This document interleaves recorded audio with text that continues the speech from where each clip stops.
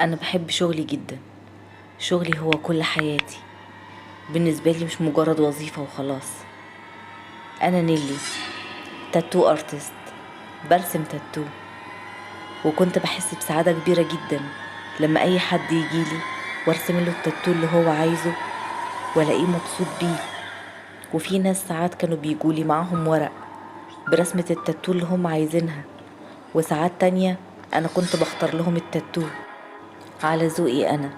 بس كلهم كانوا بيكونوا خارجين مبسوطين، وانا كنت ببقى فرحانة بانبساطهم ده.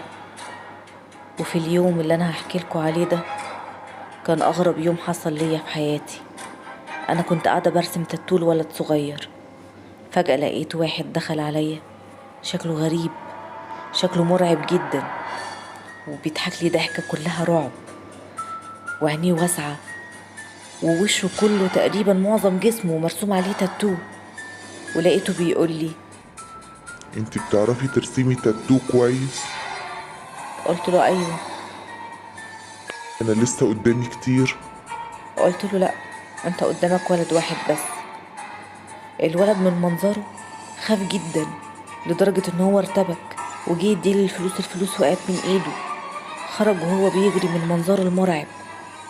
قلت له اتفضل، دورك جه. اول ما جه وقعد على الكرسي قلت له في معاك رسمة معينة عايزني ارسمها لك؟ قال لي ايوه. وكان بيبص لي بنظرة مرعبة جدا. عينيه كانت واسعة، وكان راسم حواليها تاتو عامل زي المهرج المرعب.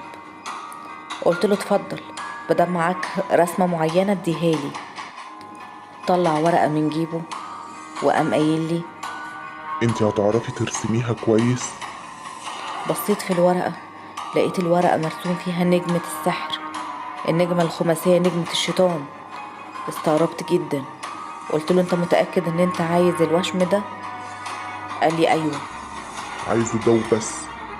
قلت له طيب عايزه فين؟ ارسمه لك فين بالظبط؟ قال لي. يرسمهولي على جبيني من فوق. وضحك ضحكة مرعبة جدا، وقام سألني سؤال غريب جدا. قال لي. انت بتؤمني بالسحر؟ بتؤمني بوجود الشيطان؟ انا استغربت جدا من سؤاله. قلت له لا، انا مش بؤمن بالسحر. قام قايل لي. بس الشر موجود في كل مكان، والشيطان ده هو ملك الشر، والشر ده حاجة ممتعة جدا. وقام ضحك ضحكة رعب، ضحكة كلها رعب. الغريب بقى كمان ان انا وانا برسم له الوشم، المفروض والعادي والطبيعي ان اي حد بيتألم، اي حد بيحس بالألم حتى لو متعود على الوشم. ده مفيش، ما كانش حاسس بأي ألم خالص، ولا بدخول الإبرة خالص في جلده. حتى في ناس بتخاف من صوت الإبرة بتاعة الوشم. ده مفيش، ما اتحركتش منه شعرة واحدة. ولقيته بيقول لي فجأة وبدون أي مقدمات ومن غير ما أسأله على أي حاجة. انت تعرفي انا عمي عملت فيه ايه؟ انت تعرفي عمي كان بيعمل فيا ايه وانا صغير؟ الشيطان نفسه سقف لي على اللي انا عملته فيه. جبت معجون الحلاقة بتاعه وحطيت فيه صمغ مش شديد. كان شكله حلو قوي وهو بيصرخ، ولحم وشه كله وجلد وشه كله طالع في ايده. أنا من الصدمة معرفتش أرد، واستغربت جدا. هو بيقول لي ليه كده؟ كنت في اللحظة دي هقول له أنا مش هرسم لك حاجة، بس رجعت وقلت أنا مالي، يقول اللي يقوله، ده شغلي واللي باخد عليه أجر هكملهوله وخلاص. بس أنا كنت مرعوبة منه بصراحة، كان شكله فعلا مش طبيعي. بعد ما خلصت له الوشم راح بص عليه في المراية وقام قايل لي. شكله حلو قوي. قلت له شكرا، حتى لما ادالي الفلوس كانت قليلة جدا. بس أنا مش عارفة ليه سألته السؤال ده، يمكن من باب الفضول.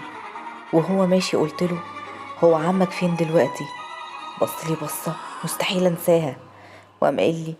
عمي مع جوز مامتي في الجحيم، في جهنم، بيسلوا بعض. انا اترعبت، قلت له ازاي، حصل لهم ايه؟ قال لي.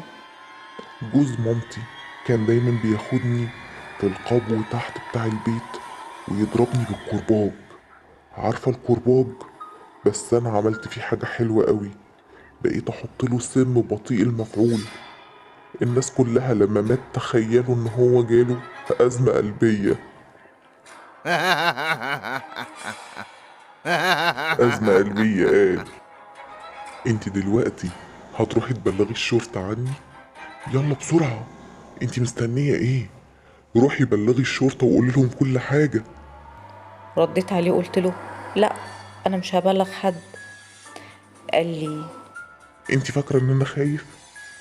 روحي بسرعة بلغي الشرطة، بلغيهم يلا. انا ما كنتش عارفه اعمل ايه، كنت مصدومه. وقام باصص لي قبل ما يمشي وقام قايل لي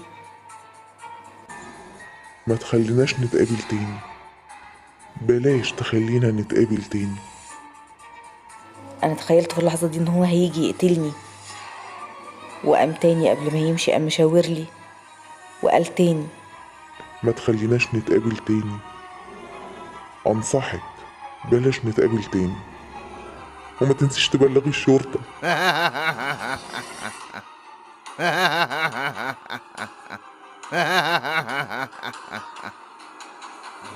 ومشي. انا مش عارفه في اليوم ده انا روحت بيتنا ازاي من كتر الرعب اللي انا كنت فيه. تاني يوم بتفرج على التلفزيون، ومش من عادتي ان انا اقلب على قناه اخبار. قلبت لقيت قناه اخبار، ولقيت المذيع بيقول ان حصلت جريمه كبيره في فندق. ام و6 اطفال ولادها اتقتلوا بطريقه بشعه، والجرسون هناك بيقول ان كان في واحد مختل هو اللي قتلهم، وقتلهم بسكينه ومشي، وما كانش همه اي حد. وكانت من ضمن مواصفاته ان هو وشه كله كان مرسوم عليه وشم. وبيقول كمان ان كان على جبينه من فوق النجمة الخماسية بتاعة السحر. انا اول ما شفت صورته عرفت واتأكدت ان هو. على قد ما انا كنت خايفة جدا من الخطوة اللي انا هعملها دي، بس قلت انا لازم اعمل كده علشان ما يقتلش حد تاني وما يأذيش حد تاني، لانه فعلا كده مريض نفسي. فكرت على طول واتصلت بمروة صاحبتي عشان جوزها ظابط، وقلت لهم على كل اللي حصل معايا. مفيش يومين ولقيتهم قبضوا عليه. وغير كده وكده لقيته في المحكمة بيشاور لي برضه بنفس منظره المرعب وبنفس ضحكته المرعبة. أنا مش هنسى أبدا اليوم اللي جالي فيه ورسمت له فيه الوشم، ومش هنسى أبدا نظرته ليا ولا الرعب اللي كنت فيه ساعتها. بس اللي مريحني إن هم قبضوا على المريض النفسي ده علشان ما يقتلش حد تاني. ودي اللقطات الحقيقية، وهو ده المجرم الحقيقي، بطل القصة.